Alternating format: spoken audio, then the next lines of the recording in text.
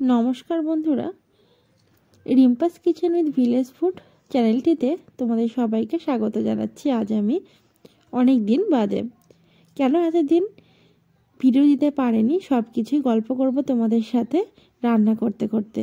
তো চলো আজ সার্ডিন মাছের ঝোল করব।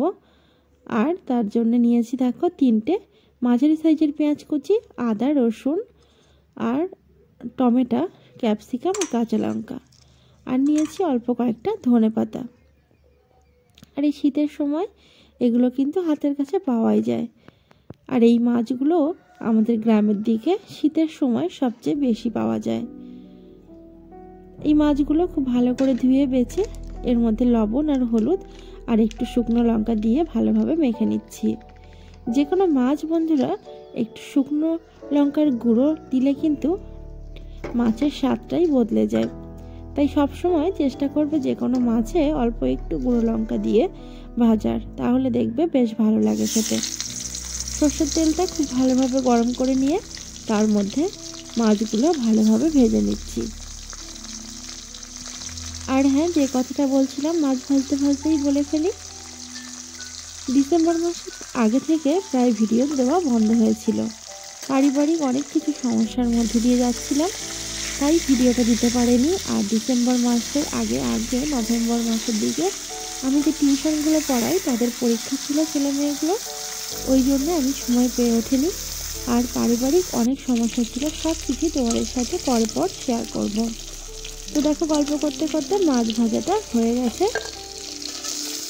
মাছগুলো প্রায় 4 থেকে 5 মিনিট ধরে মাঝারি ফ্লেমে আমি এরকম লাল করে ভেজে নিয়েছি। এবার মাছগুলো তুলে নিলাম।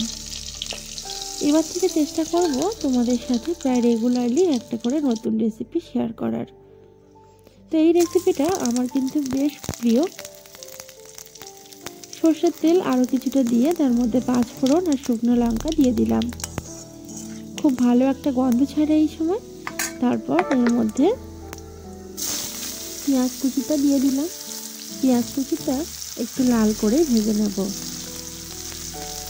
শীতের সময় ক্যাপসিকাম আর ধনেপাতা দিয়ে এরকম ঝাল খেতে কিন্তু বেশ ভালোই লাগে।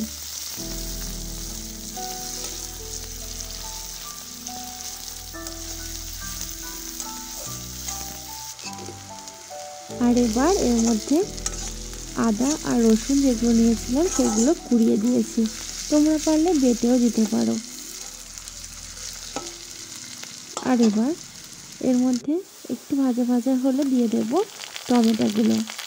টমেটোগুলো দিয়ে আর একটু কিছুক্ষণ কষিয়ে নেব।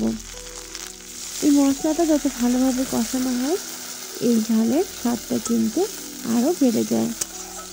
টমেটোটা দিয়ে একটু জল দিয়ে দিলাম, দিয়ে মশলাটার সাথে খুব ভালোভাবে কষিয়ে নেব প্রায় 2 মিনিট ধরে।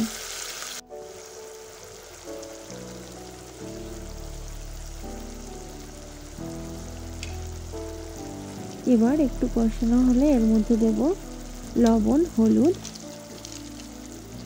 আর লঙ্কা গুঁড়ো। এগুলো দিয়ে আরও কিছুক্ষণ কিন্তু কষিয়ে নেব। লঙ্কার গুঁড়োটা চাইলে তোমরা নাও দিতে পারো। যারা ঝাল কম পছন্দ করে তারা লঙ্কার গুঁড়োটা না দিলেও হবে, কাঁচা লঙ্কাতেই ঝালটা হয়ে যাবে। তো এবার এর মধ্যে ক্যাপসিকাম যেগুলো আমি কেটে রেখেছিলাম আগে থেকে সেইগুলো দিয়ে দিলাম। এবার এই মশলাটার সাথে ক্যাপসিকামটাও খুব ভালোভাবে কষিয়ে নেব। মশলা থেকে একটু তেল ছাড়তে শুরু করলেই এর মধ্যে কিন্তু অল্প পরিমাণ জল দিয়ে দেব।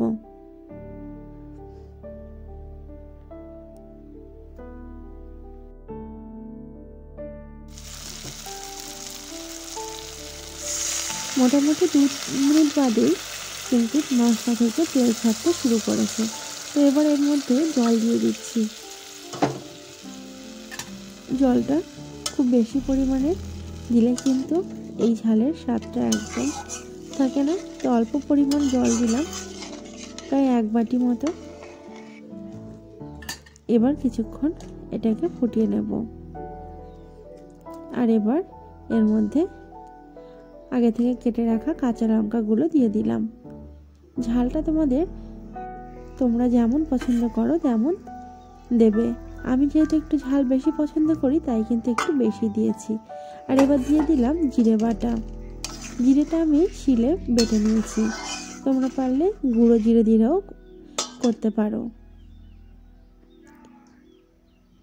এবার এটাকে আরও কিছুক্ষণ ফুটিয়ে নেব।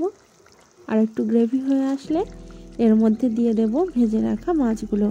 মাছগুলো কিন্তু বেশি আগে থেকে দিলে হবে না, যেহেতু সামুদ্রিক মাছ একটু ভেঙে যাবার ভয় থাকে, তাই কিন্তু তরকারি নামানোর ঠিক 1 থেকে 2 মিনিট আগে কিন্তু এটাকে দিয়ে দিলাম।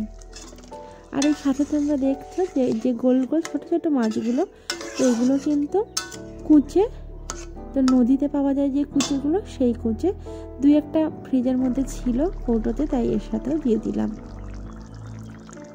তো মাছগুলো দেখো ফুটে গেছে। তরকারি ঠিক নামানোর আগেই দিয়ে দিলাম ধনেপাতা কুচি। তো এটা দিয়ে একটু নেড়ে চেড়ে কিন্তু নামিয়ে দিলেই তৈরি হয়ে যাবে এই সার্ডিন মাছের ঝোলটা। খেতে কিন্তু বেশ টেস্টি বন্ধুরা। তোমরা বাড়িতে এইভাবে তৈরি করে দেখতে পারো, আর আমাকে কমেন্ট বক্সে অবশ্যই জানিও যে কেমন লাগে এই রেসিপিটা খেতে। আর প্লিজ বন্ধুরা আমার চ্যানেলটিকে অবশ্যই সাবস্ক্রাইব করে দিও, আর অনেক অনেক লাইক ও শেয়ার করো, যাতে আরও নিত্য নতুন অনেক রেসিপি দিতে আমি উৎসাহ হই। তো দেখা হচ্ছে নতুন রেসিপি নিয়ে। সবাই খুব ভালো থেকো, সুস্থ থেকো।